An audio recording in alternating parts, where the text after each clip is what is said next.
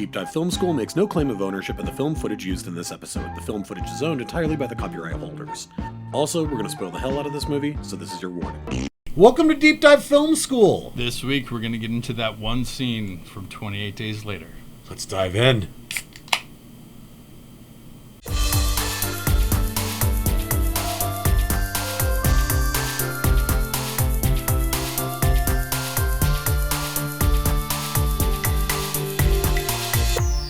All right, everybody, I am Adam Sherlock. I'm Adam Palter. And if you like what you see/hear, please like and subscribe. You can find us in all the spaces and places that people what, Palter? Find good media, Sherlock. That is right. And this segment, we are now, we're like almost a month into it now. Yeah, excited about it. Definitely. This is another one of my picks of that one scene from 28 Days Later. What do you remember about this movie, like, when it came out? I remember seeing it in the theater. I saw it in the theater.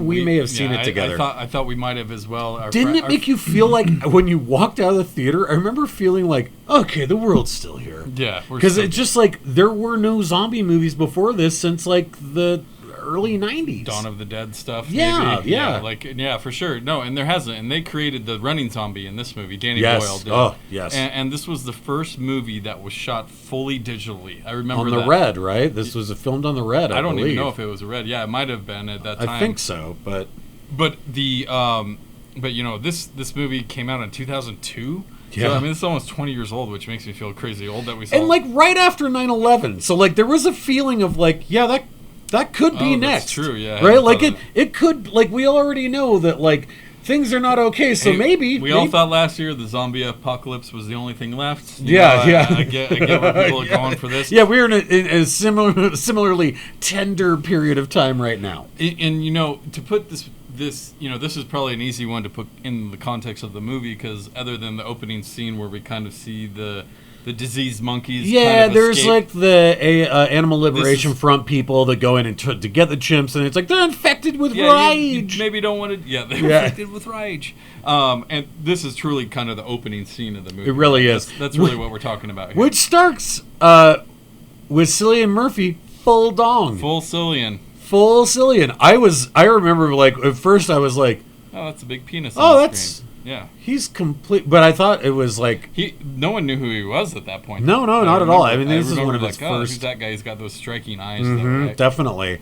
You know, something about that digital camera grittiness. Yeah.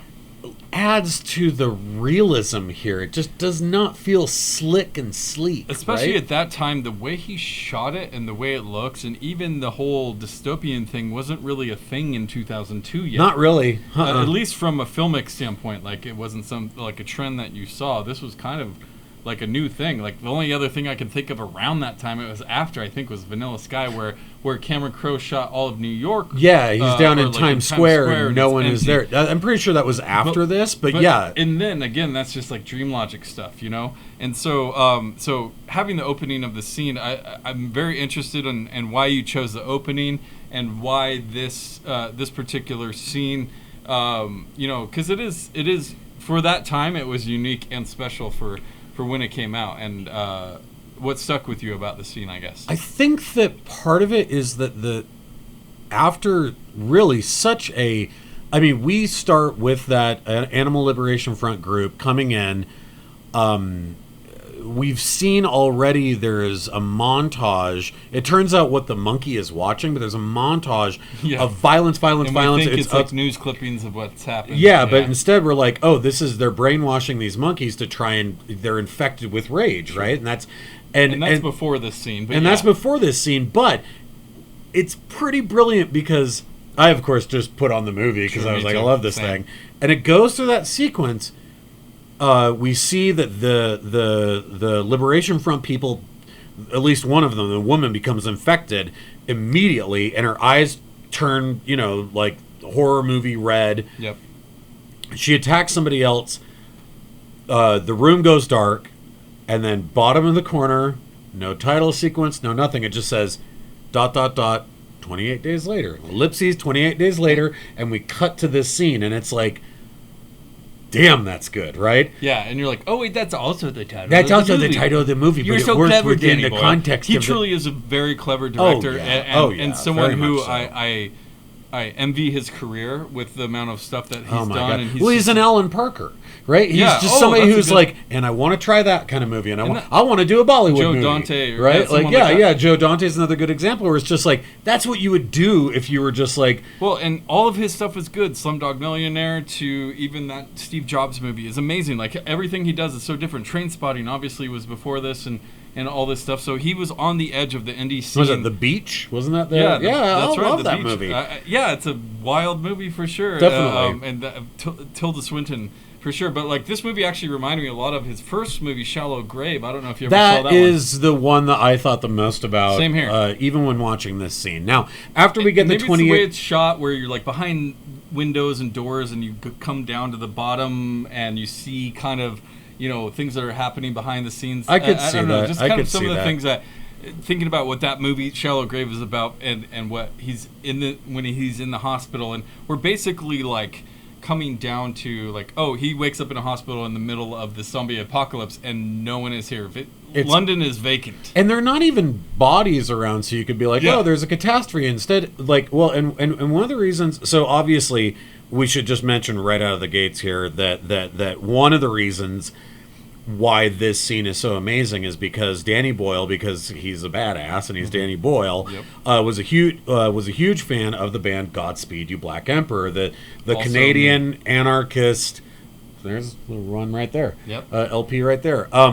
Canadian anarchist indie instrumental punk, rock band, rock, like just, but then also one orchestrated. Of the few bands that I've never seen live that I've always wanted. Same here, man. That's an all-timer for sure. Same. But like known to be very iconoclastic. Like the fact that their song would appear in a movie that actually got like theater release that was is like a bonkers to think about, right? No, I agree. And so the thing is, their music is made for movies completely. It's like Mogwai finally realized, oh shit, we can make a lot of money. We could make a lot of money if we just did soundtracks. But so he appealed to the band, and he was able to buy the rights to use the song in the movie, but they had zero interest in being on a soundtrack, in even dealing with like major label, because like all their stuff, like all their records are like handmade and hand printed and made on tiny labels and all this stuff. And so, but he was like, he got the rights to the song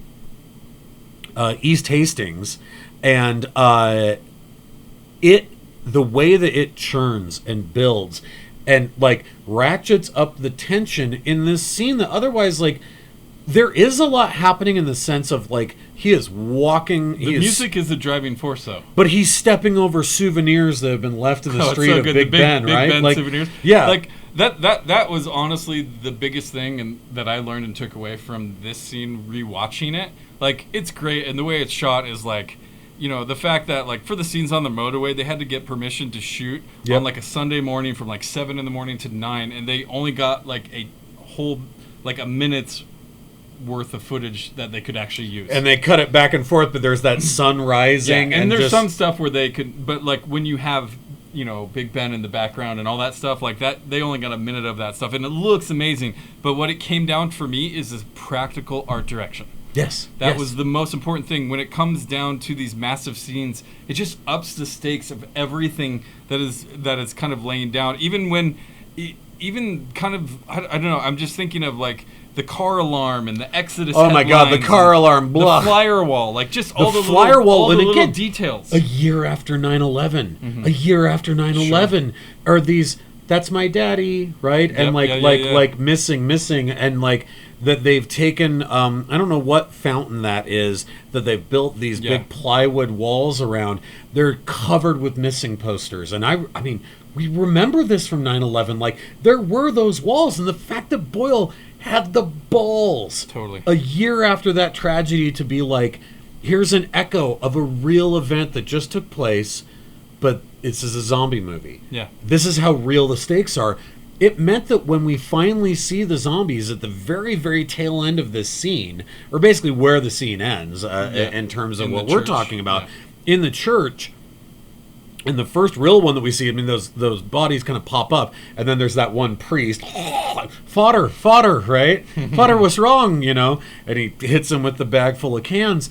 But by the time we've gotten to that part of it, we are not thinking of fun Return of the Living Dead movies. Sure, we are thinking of, like, this is happening in a real, capital R, real world. And it's the first time that like, for a at the time, it's not current now, it's almost 20 years old, but at that time in 2002, it was like, oh, this is what it would be like if it was real. Yeah. And it works so well, but it's through this entire almost wordless, other than the word hello, wordless sequence that sets everything up. It's the song building up. Oh. And that's what bands like Godspeed and Mogwai and Explosions in the Sky that they do, right? Like they just kind of build. They have those slow building songs, and they're perfect for movies and scenes like this. Yeah, and it definitely is a huge part of it. The way it's shot, and again, the art direction. That's all real. Like, all that trash on the street is real. Yeah. Like, they're throwing that shit. The hospital is destroyed. Like, that shit is real. Yeah, it's there, like, in the scene. You think about how it's shot in the great cinematography,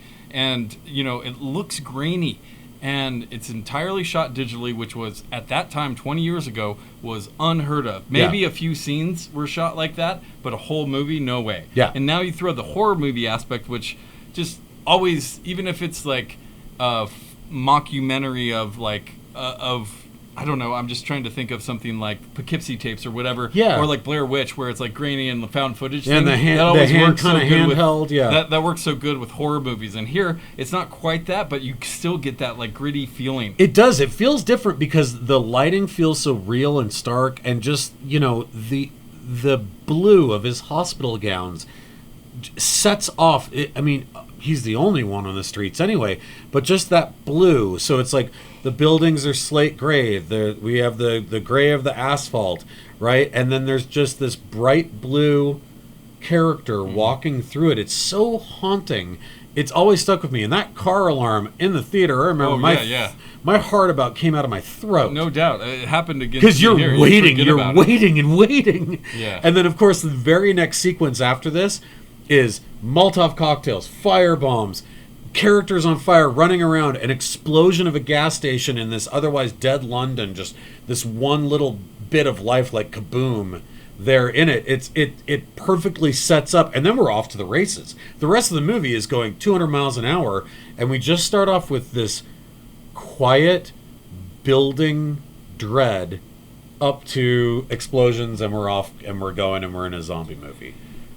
Yeah, it's a weird, it's you know, it's setting up exposition, right? That's the point. Completely. That's the point of everything here. Without doing anything. It's just with just a guy walking through a vacant city. You know, like I mean, that's why the art direction is so important, right? Because the art direction is the thing telling the story. Well, and I think one of the biggest moments of that for me, upon rewatch, I think I had forgotten about and was like, God, that's brilliant, is all the money that's blowing off those steps. And he's, oh my God, and he's grabbing all of it, but it's like, doesn't matter anymore. It looks beautiful. Money doesn't matter anymore. No, yeah. But he doesn't realize that yet. We do. Sure. That's why it's just sitting there blowing in the wind. And the way it's shot too, just thinking of like the phones hanging, or like him finding a Pepsi the first time. And as much as I do like The Walking Dead, at least the first handful of seasons, I don't know the guy's name, we'll put it here, that wrote the comic book, but dude, you full on stole 28 Days Later.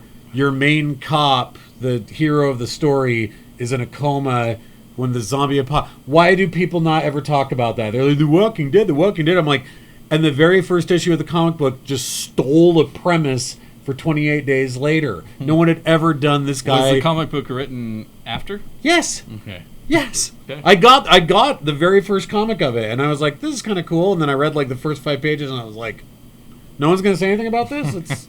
That's what happened. Like, the same story. He woke up from a coma and a zombie apocalypse happened. Pretty sure I saw that movie in 2002. All right. Well, let's end there. Thank you very much for watching. This is our that one scene segment. Like and subscribe if you like these segments. If you want to see more of these, give us your suggestions in the comments below. Yeah, please. Email us, deepdivefilmschool@gmail.com. Whatever you want to do, the best way to communicate with us, YouTube and podcast, always preferable. But thank you very much. We'll see you next week. Bye, you guys.